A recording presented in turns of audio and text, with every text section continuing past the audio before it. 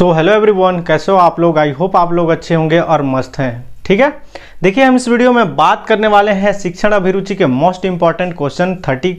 ठीक है, 30 क्वेश्चन हम डिस्कस करेंगे, लेकिन उससे पहले आप लोगों को कुछ इन्फॉर्मेशन दे दूं कि क्लासेस का टाइम जो है थोड़ा सा परिवर्तन हुआ है। कैसे? जैसे कि पहले 3 क्लासेस होती थी, अब जो है 4 क्लासेस होने लग गया है। टाइमिंग आप लोगों को पता है कि मॉर्निंग में जो है हम आपको जो है 8 बजे यहाँ पे वीडियो अपलोडेड हो जाता है। क्लियर है? 8 बजे मॉर्निंग में होता है, उसके बाद जो है 12 बजे, क्लियर है, 12 बजे होता है दिन में, और उसके बाद जो है 4 बजे होता है दोस्तों, 4 बजे। उसके बाद क्या कितने टाइम, अभी इतने तक 3 क्लासेस होती थी, लेकिन अब चेंज हो गया है, अब एक न्यू ऐड हो गया है हमारा 8 बजे रात में। क्लियर है? यानी कि सुबह 8 बजे से शुरू होता है, रात 8 बजे तक जो है 4 क्लासेस, सभी टॉपिक जो है अलग अलग टॉपिक रहेगा। क्यों ऐसा करना पड़ रहा है? क्योंकि अब बहुत ही कम समय है आपके पास, जोरों शोर से तैयारी करना पड़ेगा, क्योंकि सिलेबस को पूरा समय से पहले कवर करके रिविजन करना है। ठीक है, तो बने रहिए हमारे यूट्यूब चैनल में, जुड़ जाइए और जोरों शोर से तैयारी करना शुरू कर दीजिए। ठीक है, चलिए शुरू करते हैं दोस्तों। आज का पहला प्रश्न है हमारे पास, निम्न में से कौन सा कथन रुचि के बारे में सत्य नहीं है? चूंकि हमारा टीचिंग एप्टीट्यूड का क्वेश्चन है। ठीक है, देखिए ऑप्शन है हमारे पास, रुचियां जन्मजात और अर्जित दोनों में होती है, या फिर रुचियां व्यवहार आकर्षक एवं विकर्षक प्रतिबिंब नहीं है, या फिर यहाँ पे देखेंगे रुचियां योग्यताओं एवं अभिक्षमताओं से संबंधित नहीं होती, या रुचियां समय के अनुसार बदलती रहती है। रुचियां का मतलब इंटरेस्ट। ठीक है, इंटरेस्ट है कुल मिलाकर क्वेश्चन कि कौन सा कथन रुचि के बारे में सत्य है बोल रहा है। ठीक है, तो कौन सा हो जाएगा बताइए। यहाँ पे रुचियां व्यवहार में आकर्षण एवं विकर्षण के प्रतिबिंब नहीं है। ठीक है, हमारा ऑप्शन बी हमारा करेक्ट हो जाएगा। क्लियर है दोस्तों, आगे बढ़ते हैं हम। ठीक है, जितने भी क्वेश्चन रहते हैं दोस्तों सारा का सारा सिलेक्टिव है, क्योंकि आपको पता है शिक्षण अभिरुचि का जो है 30 नंबर का पूछा जाता है। देखिए अगला प्रश्न, व्यक्तित्व एवं बुद्धि वंशानुक्रम की नाम मात्र की भूमिका है, आकर्षण भूमिका, या फिर अपूर्वानुमेय भूमिका, या फिर महत्वपूर्ण भूमिका? क्या हो जाएगा इसका राइट आंसर? नाम मात्र की भूमिका। ऑप्शन पहला हमारा करेक्ट हो जाएगा। आगे बढ़ते हैं, जिन इच्छाओं की पूर्ति नहीं होती उनका भंडार गृह निम्न में से कौन सा है? बताइए, इदम अहम प्रम या फिर अहम इदम अहम? क्या हो जाएगा इसका राइट आंसर? तो हमारा ऑप्शन पहला इदम। ठीक है, आगे बढ़ते हैं दोस्तों, रक्षा तंत्र बहुत सहायता करता है। ठीक है, हिंसा के निपटने में, या फिर अजनबियों से निपटने में, थकान से निपटने में, या फिर दबाव से निपटने में? रक्षा तंत्र क्या बोल रहा है? रक्षा तंत्र बहुत सहायता होता है किस चीज़ के लिए? क्या हो जाएगा इसका राइट आंसर दोस्तों? तो हमारा दबाव से निपटने में। क्लियर है, आगे बढ़ते हैं। देखिए अगला प्रश्न है, निम्न में से कौन प्याजे के अनुसार बौद्धिक विकास का निर्धारण तत्व है? जिन प्याजे साइंटिस्ट तो जानते हैं आप, सामाजिक संचरण, अनुभव, या संतुलीकरण, या फिर यहाँ पे इनमें से कोई नहीं? क्या हो जाएगा इसका राइट आंसर? तो हमारा सामाजिक संचरण। ठीक है, ऑप्शन पहला हमारा करेक्ट हो जाएगा। आगे बढ़ते हैं, देखिए गिलफोर्ड ने अभिसारी चिंतन पद का प्रयोग किसके समान अर्थ में किया था? बुद्धि, सृजनात्मक, बुद्धि एवं सृजनात्मकता, या इनमें से कोई नहीं? क्या हो जाएगा इसका राइट आंसर बताइए दोस्तों? तो हमारा सृजनात्मकता। ऑप्शन बी हमारा करेक्ट हो जाएगा। आगे बढ़ते हैं, अगला प्रश्न देखिए, मानव विकास किन दोनों के योगदान का परिणाम है? अभिभावक एवं अध्यापक, वंशानुक्रम या वातावरण, या फिर सामाजिक एवं संस्कृति, या इनमें से कोई नहीं? क्या पूछ रहा है? मानव विकास के किन दोनों योगदान का परिणाम है? ठीक है, विकास के लिए यानी कि ह्यूमन डेवलपमेंट का किन 2 चीज़ों का योगदान है बोल रहे हैं। ठीक है, क्या हो जाएगा इसका राइट आंसर? तो वंशानुक्रम या फिर वातावरण। ठीक है, ऑप्शन बी हमारा करेक्ट हो जाएगा। आगे बढ़ते हैं, देखिए प्राथमिक विद्यालय के बालकों के लिए निम्न में से बेहतर मानते हैं? बताइए, वीडियो अनुरूपण, या प्रदर्शन, स्वयं के द्वारा किया गया अनुभव, या इनमें से कोई नहीं? क्या हो जाएगा इसका राइट आंसर बताइए दोस्तों? तो हमारा क्या हो जाएगा? तो स्वयं से द्वारा किया गया अनुभव, यानी अनुभव ही जो है क्या होता है? देश को महान बनाता है। क्लियर है, आगे बढ़ते हैं। देखिए विद्यार्थियों के अच्छा मानसिक स्वास्थ्य को बनाए रखने के लिए निम्न में से कौन सा तरीका अधिक महत्वपूर्ण है, बताइए। सह शैक्षिक क्रियाओं का प्रावधान, या फिर अध्यापक की भूमिका एवं विद्यालय वातावरण, या रुचियों की निभाता भिन्नता, या फिर अभिव्यक्ति की स्वतंत्रता। क्या हो जाएगा दोस्तों इसका राइट आंसर? तो हमारा अध्यापक की भूमिका एवं विद्यालयी वातावरण। ठीक है, याद रखिएगा। आगे बढ़ते हैं। देखिए, समायोजन के तात्पर्य एवं विभिन्न परिस्थितियों में अनुकूलन करना है ताकि संतुष्ट किया जा सके दूसरों को, आवश्यकताओं को, या उद्देश्य को, या फिर प्रेरकों को। ठीक है, क्या हो जाएगा इसका राइट आंसर? तो आवश्यकताओं को, यानी हमारा ऑप्शन बी हमारा करेक्ट हो जाएगा। ठीक है, आगे बढ़ते हैं। अगला प्रश्न देखिए हमारे पास है कि 6 से 10 वर्ष की अवस्था में बालक रुचि लेना प्रारंभ करते हैं। ठीक है, धर्म में, विद्यालय में, मानव में, या इनमें से कोई नहीं। क्लियर है? तो इस चीज़ का जो है आंसर आप लोग बताइएगा, क्योंकि आप भी उस अवस्था से गुजरे हैं। कब? 6 से 10 साल की जब आप रहे होंगे तो इसमें से क्या चीज़ में इंटरेस्ट रखते होंगे? धर्म में, विद्यालय में, या फिर मानव में, या फिर इनमें से कोई नहीं। ठीक है, इसका कमेंट करिएगा आंसर, मैं आप लोगों को सही आंसर बता दूंगा अगर आप गलत बताते हैं तो।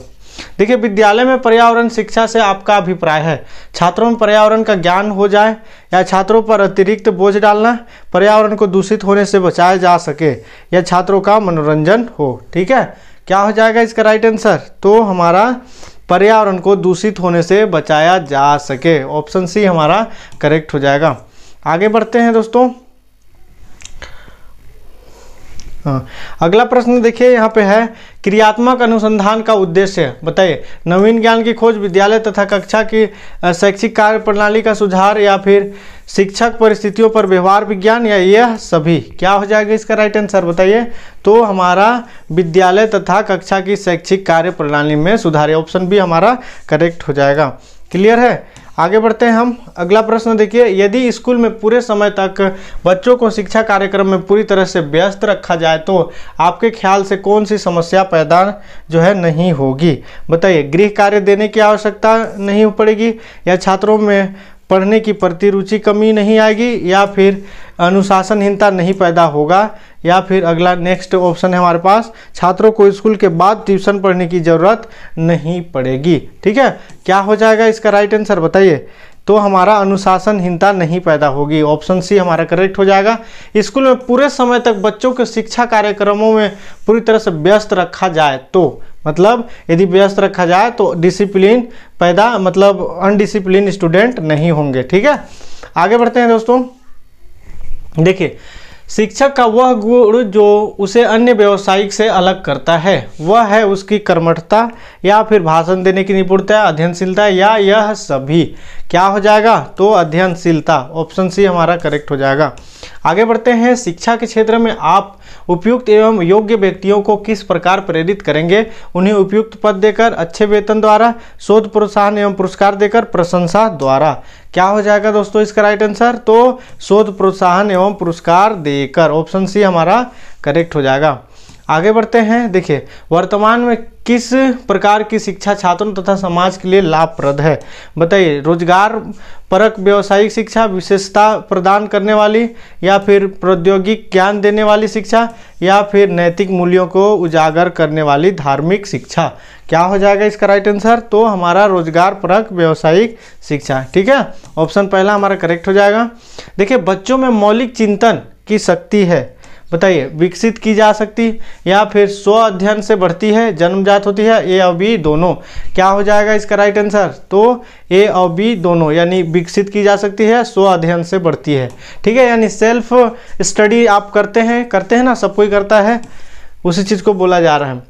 यदि आपके विचार में चिंतन शक्ति विकसित करने का क्या उपाय है? छात्रों को समस्या समाधान विधि से बढ़ाया जाए, या फिर छात्रों में स्व अध्ययन की आदत का विकास किया जाए, या छात्रों को खोज एवं ब्रेन स्टॉर्मिंग विधि से पढ़ाया जाए, या यह सभी। क्लियर है दोस्तों? क्या हो जाएगा इसका राइट आंसर?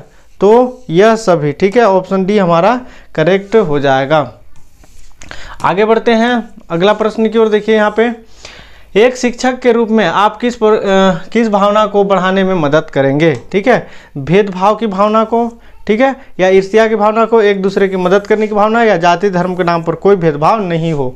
क्या हो जाएगा इसका राइट आंसर? जाति भेदभाव, का नाम पर नहीं हो। ठीक है, यानी आप स्कूल में पढ़ने जाते हो या कॉलेज भी जाते हो तो वहाँ पे हिंदू भी जाते हैं, मुस्लिम, सिख या सभी धर्म के लोग जाते हैं, लेकिन वहाँ पे भेदभाव न हो, उस चीज़ को पूछा जा रहा है। ठीक है, आगे बढ़ते हैं। देखिए अगला प्रश्न है, आप देश की दिशा बदलने में किसकी भूमिका महत्वपूर्ण मानते हैं?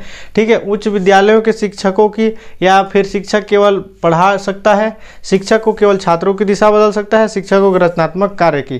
क्या हो जाएगा इसका राइट आंसर? तो शिक्षकों के रचनात्मक कार्य की, ऑप्शन डी हमारा करेक्ट हो जाएगा। आगे बढ़ते हैं दोस्तों।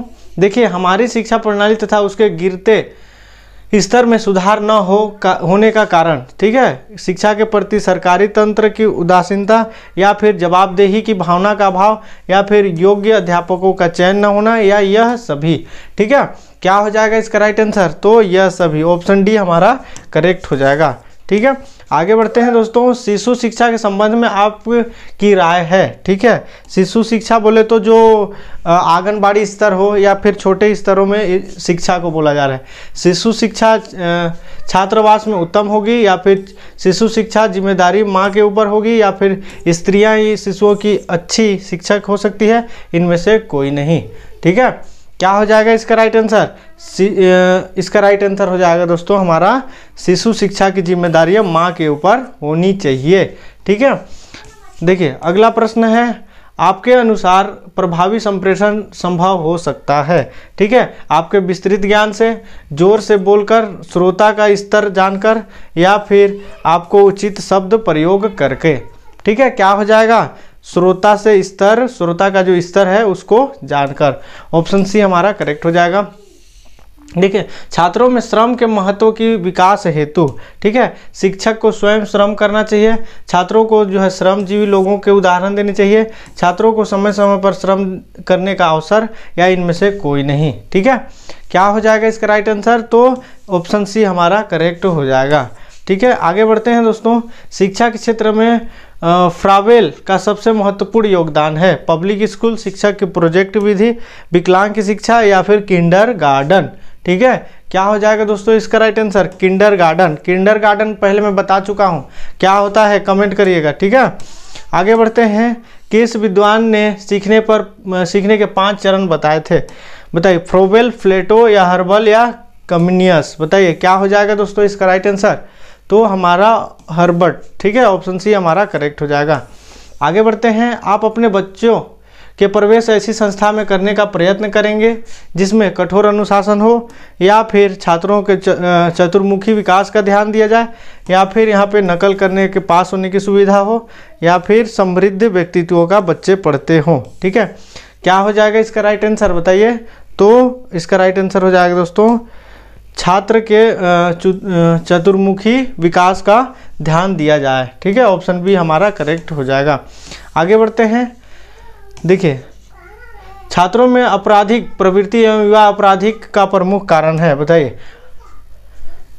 कुछ समायोजन, मानसिक मंदता, आवश्यकताओं की पूर्ति न होना, या यह सभी? क्या हो जाएगा इसका राइट आंसर? तो हमारा यह सभी हो जाएगा। क्लियर है, आगे बढ़ते हैं। देखिए अगला प्रश्न है, स्कूल अनुशासन के संबंध में निम्न में से कौन सा कथन सही है? अनुशासन शिक्षण अधिगम प्रक्रिया का एक अंग है। अनुशासन स्थापित करने के लिए छात्रों के सदैव कड़ा दंड होना चाहिए, या फिर अनुशासन का उद्देश्य छात्रों के दंड देना होता, बल्कि यह सुधारात्मक प्रक्रिया है? ठीक है, तो हमारा ऑप्शन सी हमारा करेक्ट हो जाएगा।